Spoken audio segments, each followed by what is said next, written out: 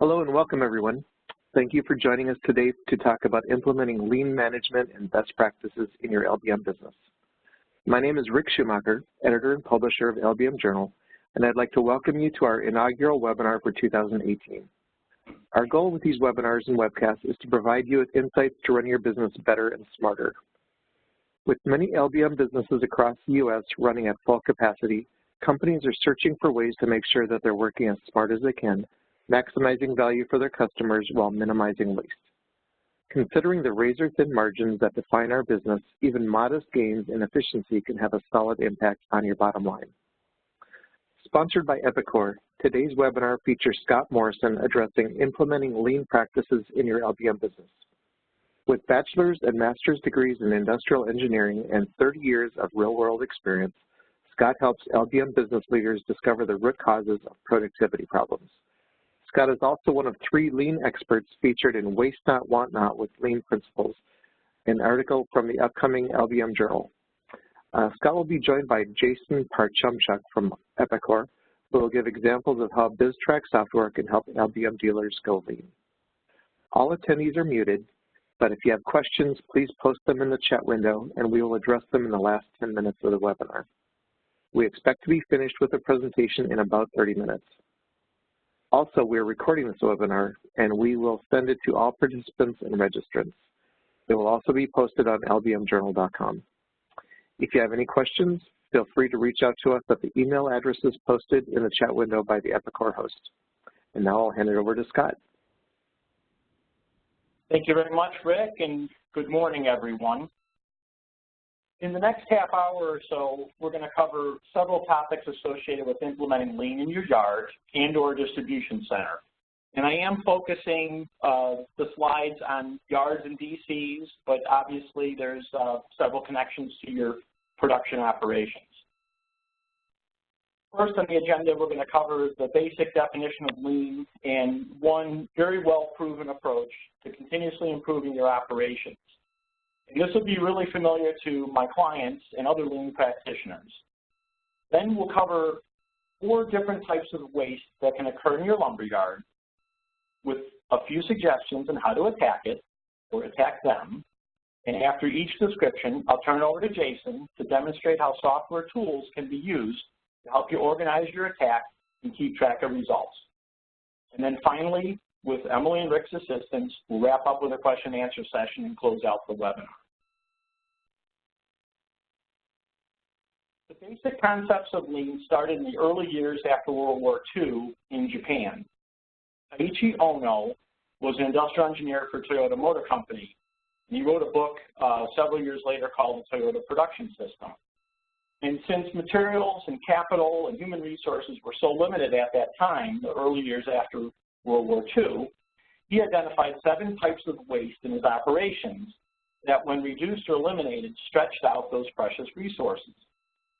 Several years later, an 8th waste, known as loss of creativity, was added to that list.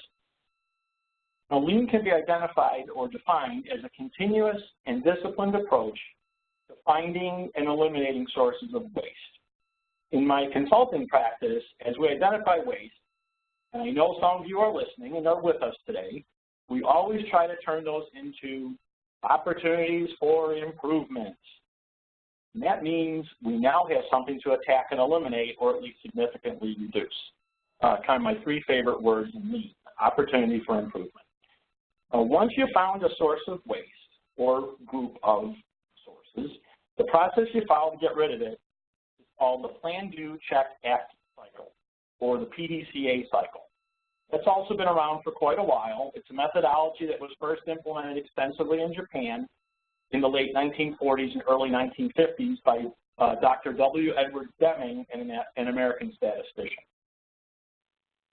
So in the PDCA cycle, the first step is to define what you're going to do and how you're going to do it. Simply said, you have to have a plan of attack. You start the plan by defining what you want to improve. That's a problem statement. So don't go any further. Don't just start shooting. Come up with a problem statement. Next, you define the scope. And what's important about that is those are the boundaries around the process you want to study. And what's important about it is it prevents you from drifting away from your primary purpose. It gets real easy to solve world hunger, and it gets too big in scope and you start losing track. So have a purpose, have a problems definition, have a scope. Then once that's complete, you develop your sequence of steps. And within those sequences, you figure out who and what are your human and capital resources, materials, what's the timing, how often do you want to work on the process, how long do you want to work on the process, and then your goals. And your goals is the list of what you're trying to accomplish as a result of the study. So almost always, and especially when you're starting on this journey, you got to start small. Pick a small project. Many clients I work with, a great place to start in the yard is reducing waste in your picking and staging processes.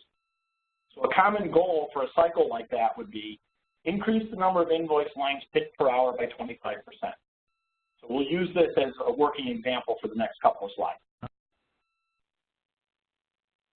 The second step after you develop your plan is to then execute the plan. So the old Nike slogan comes in here, just do it, and it's very appropriate. And as I said just a minute ago, you start small by running a pilot study. So continuing that example, if you've identified waste in your picking and staging operations and you've got 5 pickers, then just run your test in the first pass with just 1 or 2 of them. The pilot study could try a new procedure. It could be changing a layout. It could be changing software reports. And many times it's a combination of several changes. And then equally important, as you're moving from the plan to do step and on to the check step, is you've got to get a team of people who are committed to improvement. So I know it's everyone's got a cranky guy in the shop or in the yard, and he may or she may be the prime contributor to the issues, but you want to have a team of committed people, individuals, starting small at the beginning, and try very hard to have that first pass be successful. And that builds support and trust in the cycle as you expand your studies. So now we are at the check step. You check your results against what you expected. And you needed to have that one tangible goal or more back at the planning step.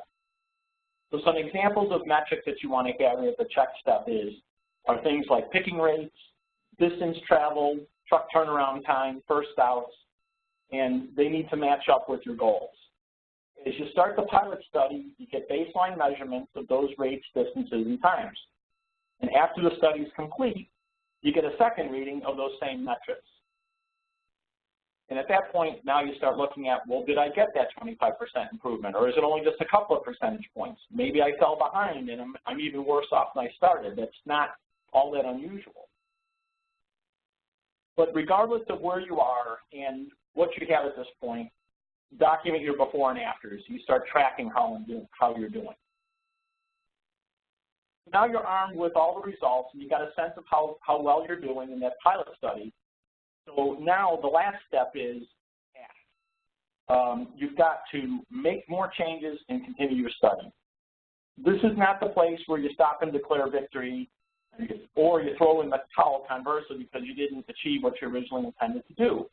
It never ends. The critical arrow in this process is right here, this very last one, plan, do, check, act.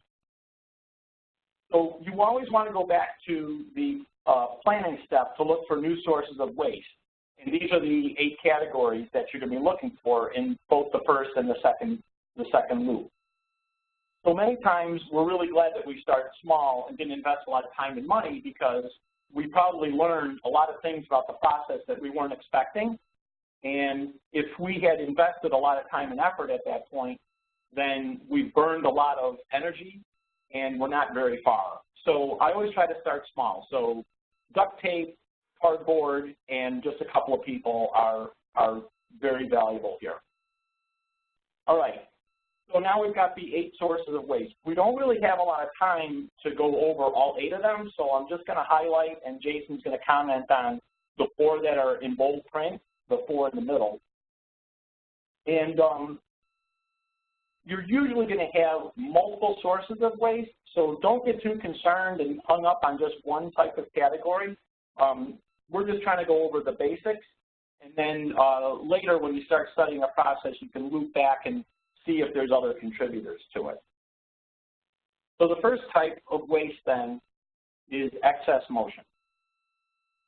And the way that I think about it is how often does your dispatcher hand out picking tickets for the morning or for the day, and you got about a half hour left in the day, and the pickers are only halfway finished. And you're going crazy because you're like, man, this is such a busy day. I thought we'd have this done by now. So it's not that they don't care about their job or they're deliberately slowing down. What's happening, most likely, is that it's the accumulation of a whole bunch of minor delays that occurred throughout the morning or the day. And gradually, 30 seconds here and 20 seconds there and a minute there, you start adding time to your picking operations. And a lot of times when I'm consulting, we call this, the stressor, right? Stressor. It's adding stress to the process because we're starting to fall behind and now we're starting to freak out. So what happens there is the big reason for those types of delays stacking up is that the pickers are moving and they're reaching and they're bending more than necessary. And not having optimized picking routes and having obstructions in front of items that they need to pick and having the backtrack of, I forgot my clipboard, I forgot my radio and that stuff, the tools that they should have brought along with them, they forget and they got to backtrack and get things. That's all adding to the time, and that's what's contributing to excess motion. So hand in hand with that is excess transportation. So now we're looking at, the equipment that your guys are using in the yard. So before, we're just talking about the person going around the yard and the extra time that he or she are taking to complete their tasks because of the wasted personal motion. This waste is focusing instead on the extra and very often unnecessary distances traveled by equipment. Of course, the most common equipment to consider in your yard and in your DC is the fleet of fork trucks, like in the picture. And I've done studies where we've discovered that fork trucks were literally traveling thousands of miles per year in a yard that's just a few acres in size. If you were to walk or drive behind a fork truck for a few hours, you'd be amazed at how far that guy is traveling over the course of that time, and then it adds up to a lot of miles by the end of the year. Now, the way that I think about it when I'm looking at transportation waste is if someone is moving a product for a second time from one location to another, and it's still not associated with a delivery or a pickup order, then there's a pretty high likelihood that that second move has very little to no value. The perfect series of transportation steps for a framing stock or SKU unit or pallet should occur in just 4 or 5 steps. So you're probably skeptical about that now, so let's count them as we go through the life of a stock item from receipt to delivery. So you're there at your receiving dock, or you're out in the yard at a receiving station, or you're at a rail bed. You take the product off of that delivery unit. That's the first move. You have some sort of acceptance procedure, paperwork, what have you. Then you move it to a back stock or an overstock location, and then you rotate it. Hopefully, you rotate it into its proper stock position. So let's call that moves 2 and 3. If the rotation's correct, that unit or pallet stays in position until it's ready for delivery, either directly to your delivery truck bed, which would then end the movement at 4, or it's moved and cut open at a stock location for individual picking, like in an auto stack or something like that. That would be the 5th move. So I know it's a gross oversimplification, but you probably have more moves, because of space constraints and product mix and seasonality. But the challenge would be, go ahead and follow, after this webinar, this afternoon or tomorrow, go around and follow one of your high volume stock items and get a picker, not the cranky guy, and follow them around and document your steps, document how many times the product is moving, and shoot some videos so that you can look at it later. Now, what are the lean tools that you can use to reduce and eliminate excess motion in transportation? I'm really big on 5S. So that's also from Japan, comes from the Toyota production system, and it's a systematic approach to organizing and cleaning, maintaining and auditing your equipment and your layout. To combat excess motion, when you're implementing the first S, which is sort, within each worker's zone, he or she clears out everything that has minimal or no value away from that zone. This gets rid of many of the obstacles and sets the table for organizing what's left. Then the second S is set in order. And that's where you figure out, remember this is the person now, the motion part of it, you figure out what's the most logical layout of that worker's zone. So everything that he or she needs can be very quickly and easily found. So things like tools, items that the worker uses the most often, and you have those stored the closest to him or to her. So clipboards, markers, measuring tape, that's stuff you want to have on that person for the majority of the day. Then as things get less and less frequently used, they're stored further and further away from the worker. Now on the transportation side, it's the same approach, the ABC locations again, but now we're looking at, instead of the person and what he or she is moving around as a person, now you're looking at the stock. But it's the same concept. So logical placement of products, highest volume, highest touch, or most invoiced products, they need to be the most accessible. So those are the A products, and you store them on the lower racks, end caps of aisles, waist height, or somewhere easily where you can reach over and get it. And then the mid-volume and the mid-touch B products are on a little bit higher up on the racks, might be mid-aisle, but they're still accessible, and you don't want to be climbing up and around the high-volume stuff, the low-volume stuff to get to the higher-volume stuff. And then the C products are backstock and overstock, which you need in the yard, but they're going to be probably towards the corners of the yard. All right, so given all that background, I'm going to turn it over to Jason to talk more about excess motion and excess transportation and how software can help you. Jason. Thanks, Scott. So one of the tools that we have in BizTrack to be able to help with that is using our picking zones and being able to assign your yard staff certain zones. So eliminate the motion, stay in their one area, memorize that area, know where everything is in there. So that can be done with on the pick tickets and printing out those pick tickets to be by specific zones. So here we have the retail zone, which could be the in the store, need a drill hammer, pick that material. The other yard guy is going to get a copy of the warehouse material, which has a list of the stuff he needs to pick out from the warehouse. Next one there, please, Scott. Oh, there it is. So the warehouse guy has to pick some duplex receptacles. It gives the bin locations on those picking notes as well, so they know exactly where they need to go to pick those materials. And then lastly, for this same order, there's also materials out in the yard for the yard guy to go pick. So it's really broken down to eliminate the motion. If you think one person having to go pick those three things, they're walking all over the entire yard to pick three materials, where if you do it with three pickers, have their assigned zones, now their transportation, their motion is considerably less in that they're focused in that one area. And then they all go to a central area where the truck's going to pick it up. And then that gets entered into BizTrack by zone. So now you also have that tracking, and that's on the next slide, please, Scott. So you have that tracking to be able to report on it to see who is doing the picking within each zone, when they started, how long it took them, and they enter in that information. And that'll get us to some reports later on here where we can see what the effects those have and how we can report on that, analyze it, and figure out, are we actually getting these improvements by doing it this way, or are there some other adjustments we need to make?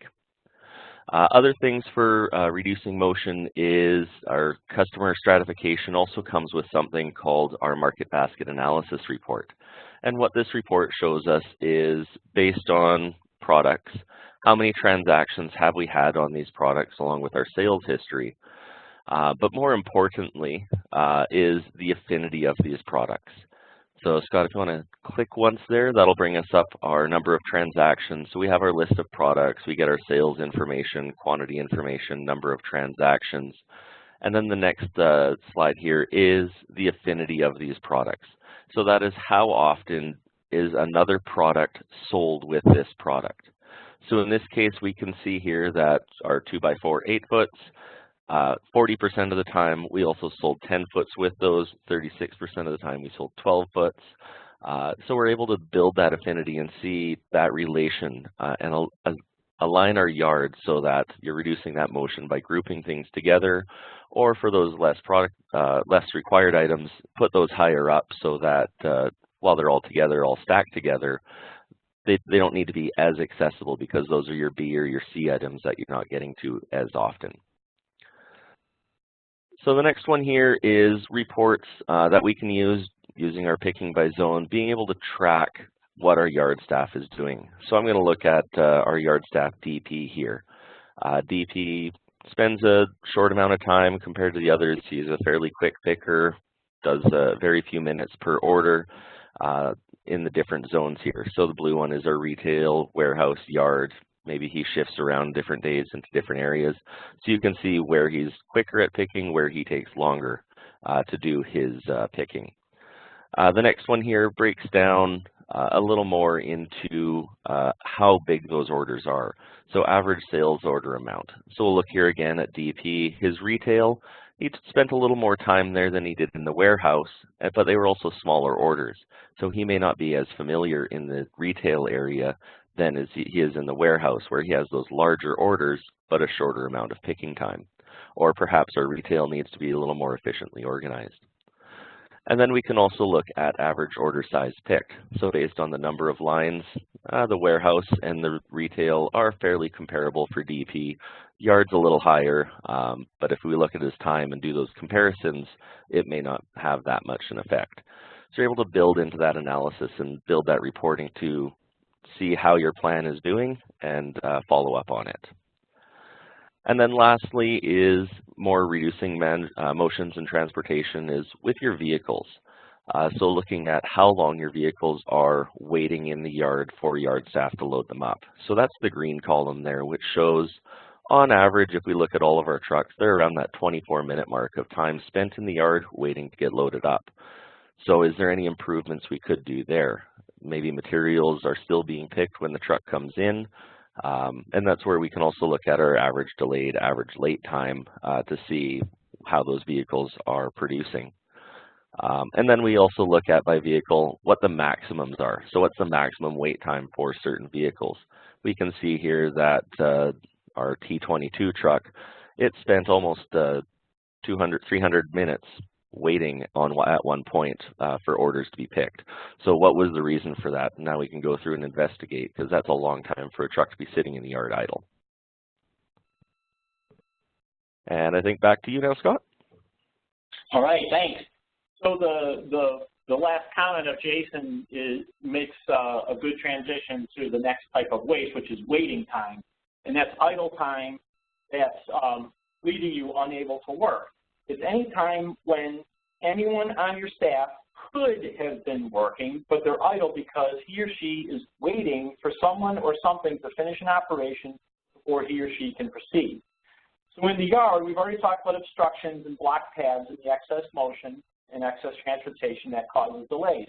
The precious time is unfortunately spent waiting for a fork truck and or another worker to move something that one can access what he or she needs. And other idle time occurs when your delivery truck is ready to be unloaded or loaded, but your stager, loader, checker isn't finished picking or inspecting or auditing the load yet. Delivery trucks waiting to get to a loading location because of block pads, or even worse, because the driver isn't sure where to go in the yard and or doesn't know which order is ready for him or her, causes truck turnaround time to climb upward. If you aren't currently tracking the time your truck is in your yard, please start as soon as possible, like today. That could be a good application for the PDCA cycle. So on to the lean tools. Why is all this important? So you probably saw in the previous slide the NASCAR, the race car there. And when in my consulting, I'm always talking about, think of your truck turn team, the turnaround guys.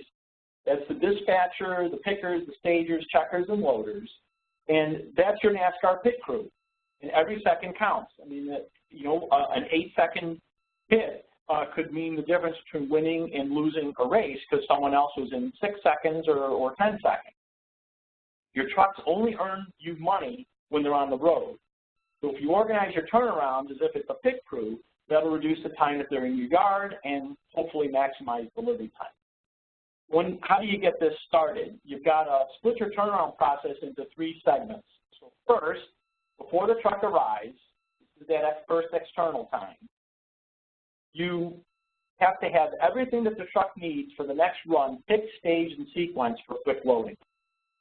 Then you're to internal time. So as soon as the truck arrives, this is just like, you know, the car pulling into the pit. There should only be 3 activities left for that truck. You remove whatever needs to stay at the yard, so it could be a customer return or something that wasn't delivered appropriately the previous run. Then you load the next delivery's materials in a sequence that facilitates efficient unloading at the job site, and then you secure the load and have all required paperwork for that next run. And that's it. The third step then is back to external. After the truck leaves, then you put everything away and you clear the loading zone for the next turn. So in terms of critical metrics that help you understand and improve waiting time is, as I said before, measuring first out truck time in the morning, and another one that many of you are familiar with, OTIF, on time and in full. The on time half of the metric is driven by how quickly you can turn the truck in the yard and get it back out on the road in order to achieve the customer's desired arrival time for delivery. And then the in full portion is driven by knowing where everything is located in the yard and the warehouses, which is greatly aided by 5S and the ABC locations. All right, so we're going to go back to Jason now, and he's going to talk about software. Yep. So one of the big tools that we have to assist with waiting time is Journey Planner. And a big reason for that is it allows you to track when your trucks leave and when they're expected back. So you can have your yard staff have everything ready so that when the truck gets back, it's a quick load and off they go again, minimizing that wait time. So a part of that is using our Google integration to figure out how long it's going to take to drive between the various locations for delivery, a rough unload time for how long it's going to take to unload that delivery, and eventually when they're estimated to be arriving back at the branch so that they can be loaded up again. So along with that also comes mapping for the driver to let them know what the most efficient route is to follow so that it also aligns with what your times are estimated to be. So by giving your driver the tools to follow the correct route, the most optimal route, and your yard staff the tools to know how long the driver is going to be gone for, that then minimizes the wait time and they know how long they have to prepare that next order and get that done for that driver.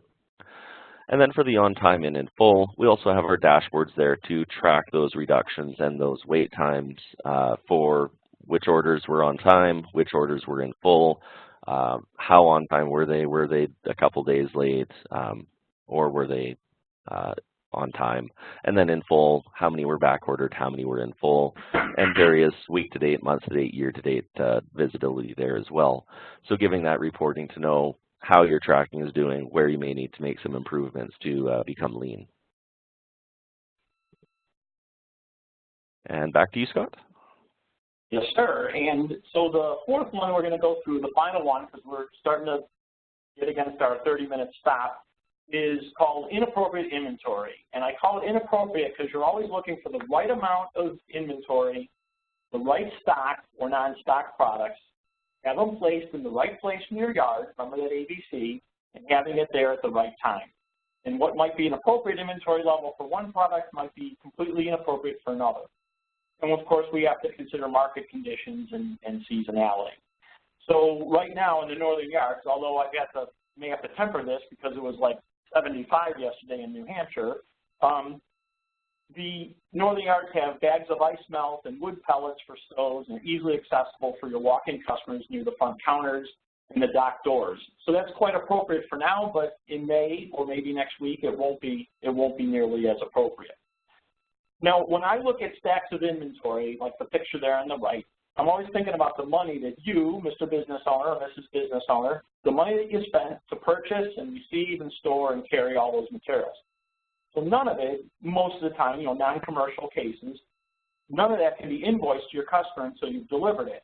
So that money pipeline is only going outward from your bank account. And if you can be replenished by your supply chain with products, especially the high volume stuff, in 48 to 72 hours, then why do you want to have 6 months of stock and back stock and overstock on hand?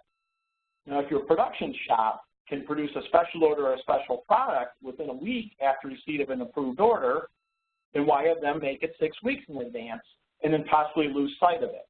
How many times you're in a door shop and, oh, looking for the door. Okay, well, it's over. Well, it was over there 6 weeks ago. And guess what? You got to make it again. So I know right now that the purchasing folks probably want to choke me to death through the computer monitor, but let's at least have the conversation about what's appropriate to have on hand and then try to strike that balance. Now, how do we attack it? A couple of lean tools. If you're studying stock or SKUs that you pass through to your customers, the components you purchase for non-stock special orders, special products you produce yourself, for non-stock you purchase for finished goods, and then you pass those through. In any of those cases, you need to know the lead time, and that's how long it takes to get them and the rate in which you consume and or sell each item. You can't take a snapshot. Again, as I said before, you've got to look at historical periods of time and consider seasonality. I usually look at least a year, sometimes as much as 2 years. And then you've got to anticipate changes in sales and market conditions.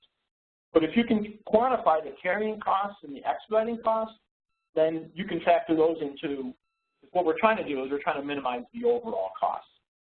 And the second tool then is single piece flow. So perfect world is, in manufacturing, you're going to produce and deliver all your non-stock items, so your doors and your windows and millwork. You're going to do that one item at a time, and it's perfectly in sequence with customer demand. And in the perfect distribution world, you're shipping exactly what the customer ordered on time and in full, or OTIF, like we covered earlier. The reality, of course, for both worlds is that you want to produce and deliver in batches that are as small as possible. Relating back to appropriate inventory, that means you have to handle work in process inventory, or WIP. And it's got to be at a standard quantity and in a standard sequence and time. So we're going to go back to Jason, and he will cover the tools. And then at that point, when he's finished, we're going to go back to Rick, and Rick will pick up with the questions.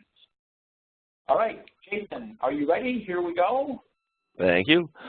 So one of the most powerful tools we have in BizTrack to help with this is suggested ordering. And what that does, it allows you to look at your sales history, your usage history over a specific amount of time with lead times, cutoff days, all of those supplier-based requirements for ordering, and take that into account for what our inventory should be. With the months to analyze, it also has the ability to do weighting, build in the seasonality and the calculations in there to account for those seasonal products as well. Those are the next images there, Scott. So with the seasonality, with the suggested ordering based on what your sales have been or your usage has been, lead times, we're able to come up with a recommendation for what you should have in your inventory. The key metrics there really are the average usage per week and then the weeks of stock remaining. So you know how much you're using, how much you're going through, how much you currently have in inventory, and with that it'll give you a suggestion for here's what you should buy. Now, of course, with commodities, pricing also does come into play there too if you want to get a cheaper buy, but that doesn't really help so much with the lean and having overstock. So you know, there's a lot of factors that come into play more so than just suggested ordering. But the suggested ordering probably is the strongest part to assist with that. And then what else, the reporting we have to assist with that and also track things down is our average turns, which is the next one there, and our average age of our products. So being able to track through by product group to find out what the average age of our products is, what the average turns are. So how long is our product sticking around in our inventory when we buy it? How many times are we going through our inventory every year?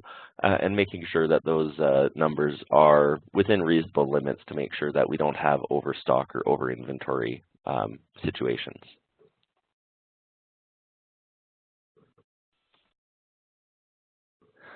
So we have reached the end of that part. Rick's now going to open it up for questions. So if anyone has any, put them in the chat or in the Q&A, and we'll be answering those as they come in. All right, and it looks like we do have a couple of questions. This one's for Scott. What are some of the most common mistakes you see lumberyards making when trying to implement lean processes? think one of the things that you've got to watch for at the beginning is that commitment, and it's both top down and bottom up. If you have an owner, or senior managers that want to make a change and they want to improve, and they haven't taken the steps to begin to involve the folks that are on the shop floor or out in the yard, it's going to be really tough to proceed.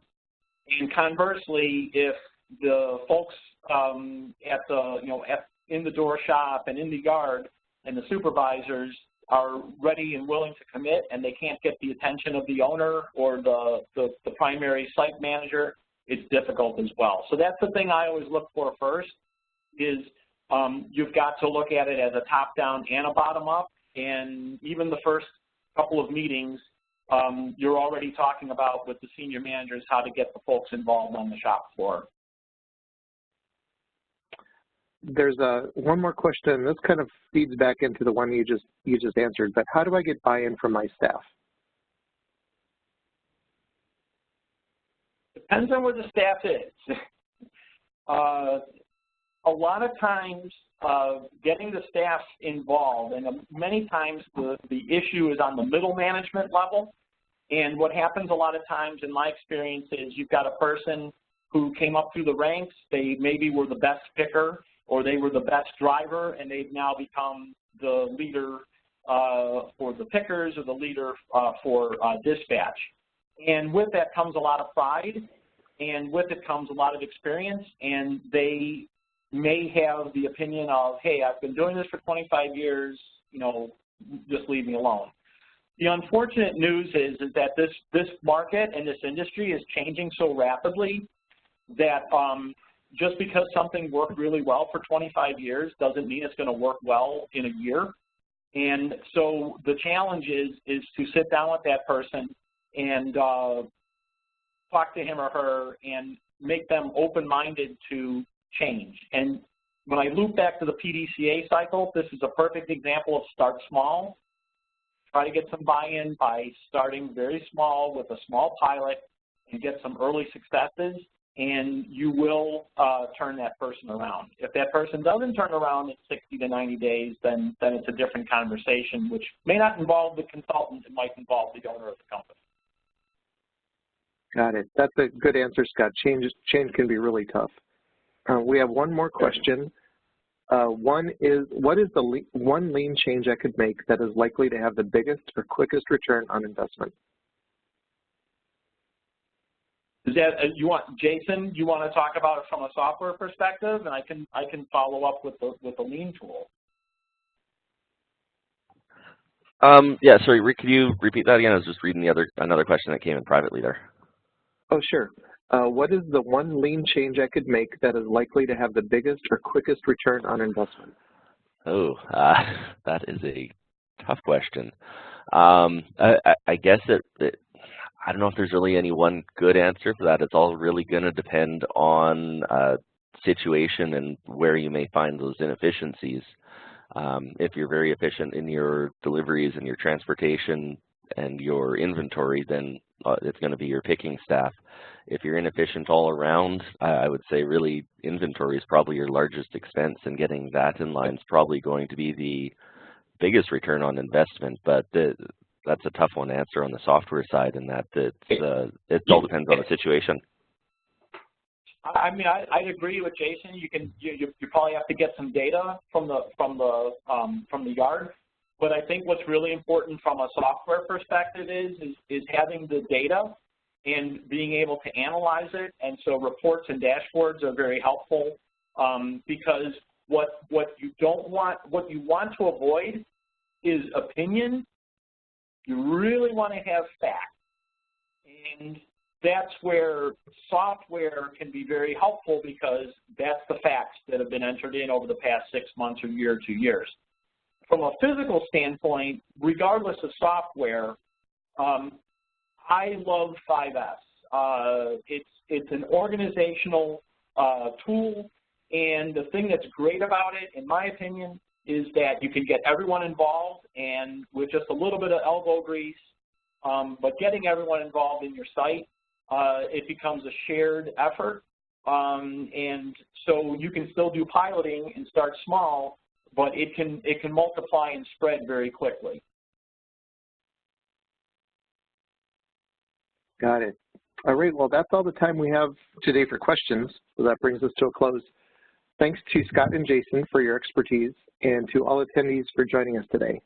We'll be sending this recording to all attendees and registrants, and it will also be posted on lbmjournal.com.